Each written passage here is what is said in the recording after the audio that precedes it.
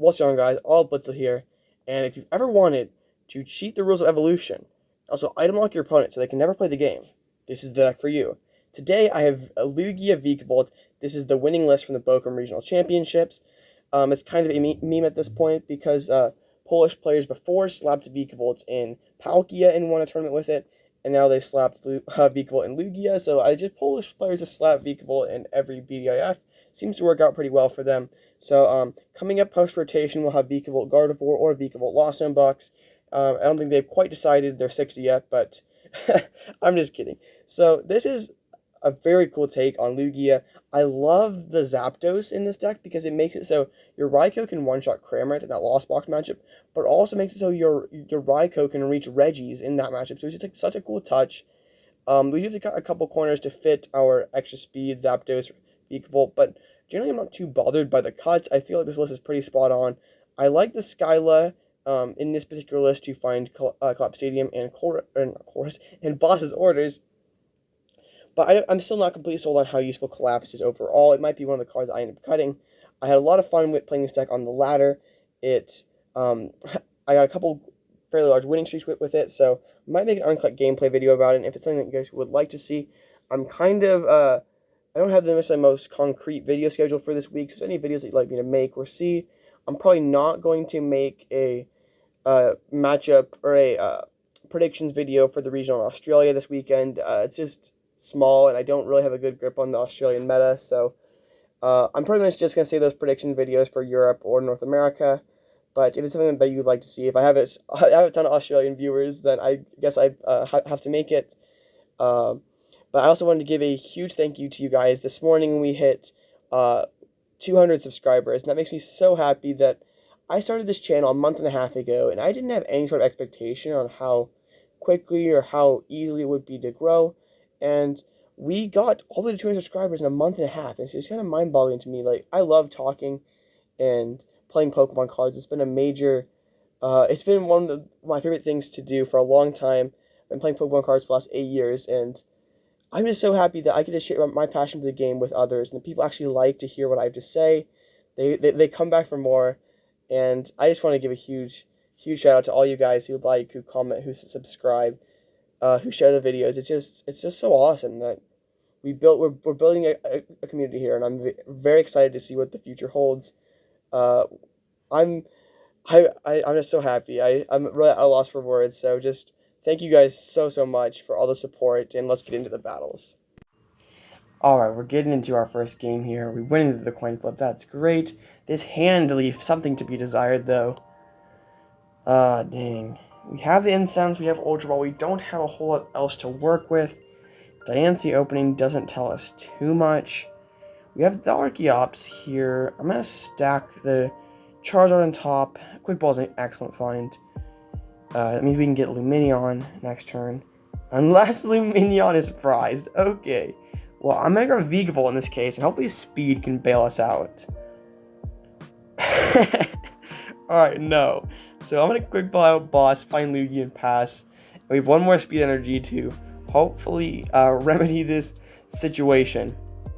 I don't know if how many of you watched my Mew video all the way to the end, but some of you might recall that I ended up scooping like 50 games that day to try to find a good Lugia game.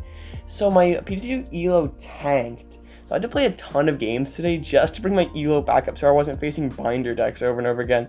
So I didn't face as many Lugias and Mews and stuff as I hoped to, or Lost Box for this video, but we still got some great games. So we're on the building back here, and I do want to announce that I haven't got it set in stone yet, but I'm going to be trying to stream on either YouTube or Twitch this weekend. I've never streamed on YouTube before, so if any of you guys have any tips about it, like I didn't know that you had to get approved 24 hours before, so I still don't know how all that works really, but I'm gonna try to get approved and do all that, and maybe we like sometime morning America time on Saturday or Sunday. I still don't know yet. I'll make a community tab post closer to time when I have a bit more information.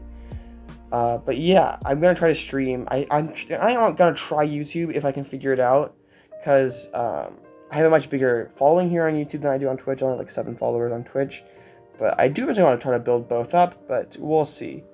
We're going to item lock here with the Vikavolt. Second speed did not help us out against Zoroark with psychic pieces.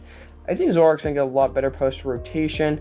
And if you guys want me to do a video about that Champions League tournament, like I know a lot of people already made videos about with all the decks, but if you'd like me to make a Champions League tournament, a 3,000 player tournament in Japan, that was post-rotation, let me know because I can do it. But I was a little, I wanted to cover the regionals this weekend, as this was the format we have now. So I think I was one of the first to do that, but I sort of dropped the ball when it came to post-rotation coverage, which is fine. I'm just going to make videos that I like and do what I enjoy, and honestly, this is what's relevant to me right now. And when I'm recording this is very close to the late night series tournament that's starting. I'm going to be playing Dracovish. I'm going to see, I believe in Dracovish. I think it's a pretty solid deck.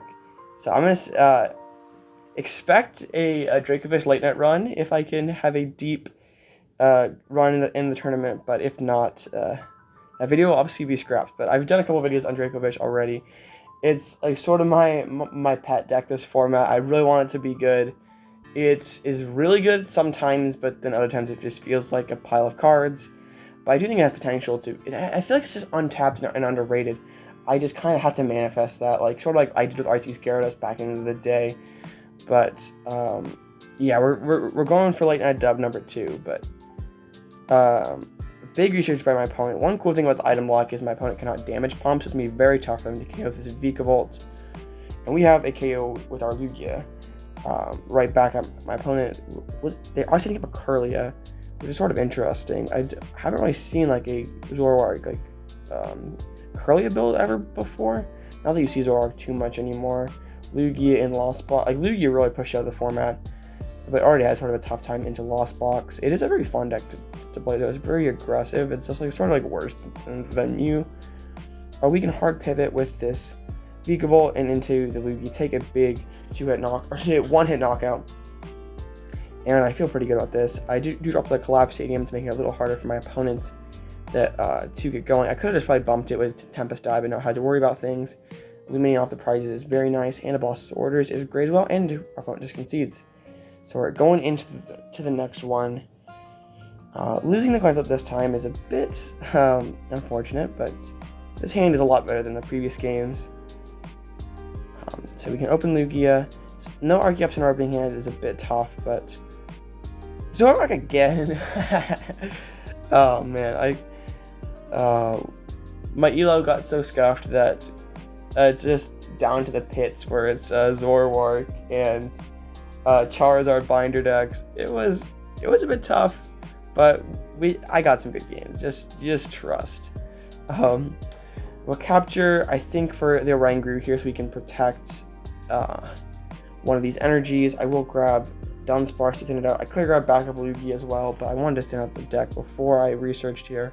So Dunsparce will go off this research. We did find Quick Ball, so I'll Quick Ball out the Manaphy, but no Archeops. We did prize 2, which is something to note. I'll read the wind out a boss's orders, I think. I really want to keep all the other pieces. I want to keep this Quick Ball because we're going to need to discard Archeops next turn.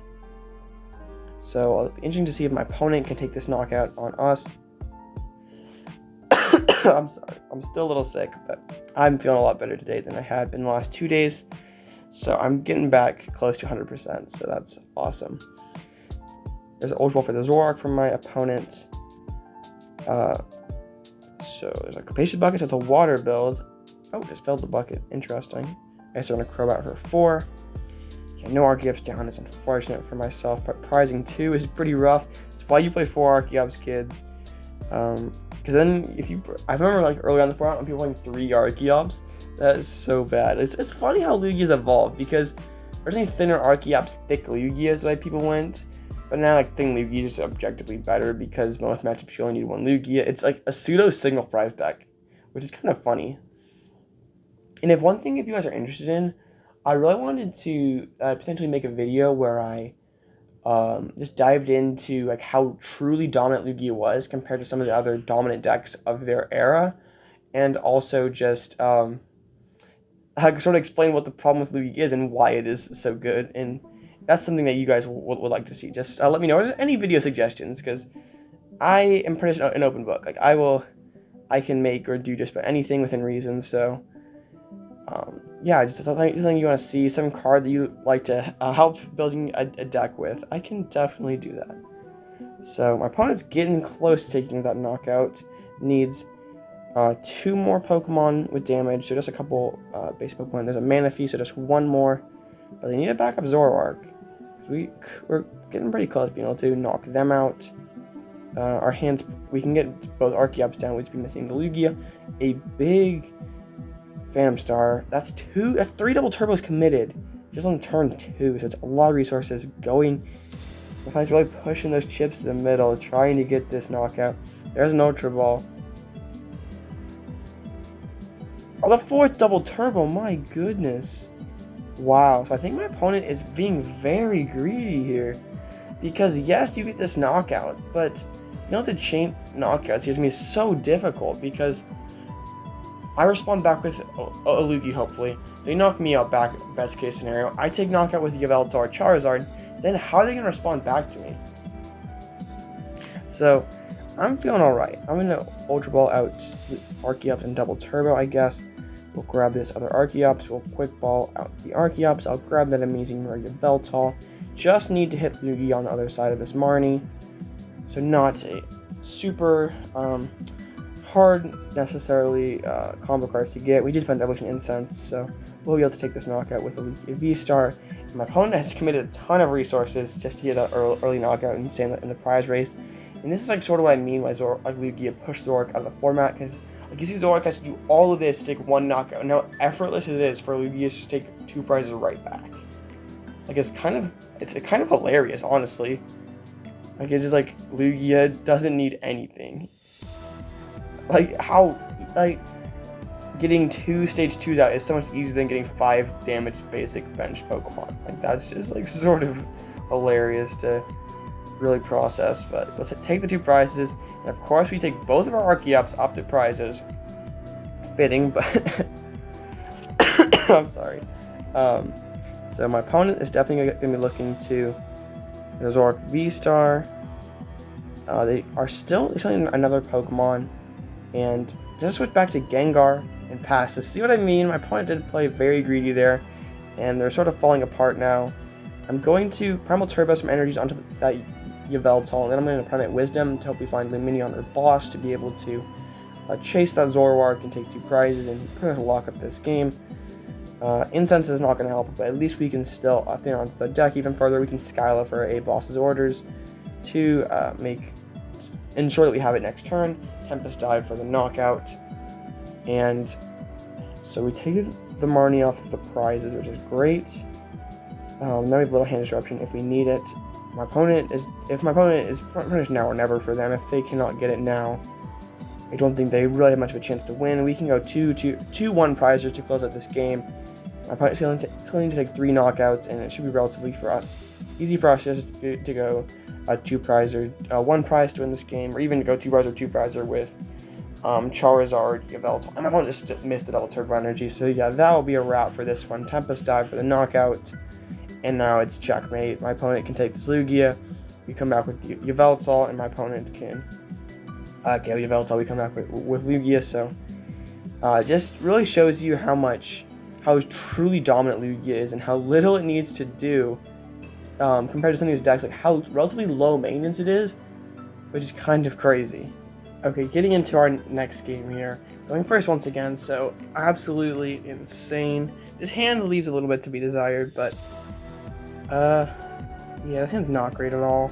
Read the Wind might be Samurott though? Okay. So I will get down Oranguru to hopefully maybe get us a little deeper into the deck. Maybe you can find us something. And how about no? So Read the Wind could be in line for next turn. That should be really bad. But a Miltank coming down with that first Quick Ball. There is a Twin Energy. There is a Zigzagoon, and a Shauna. Wow.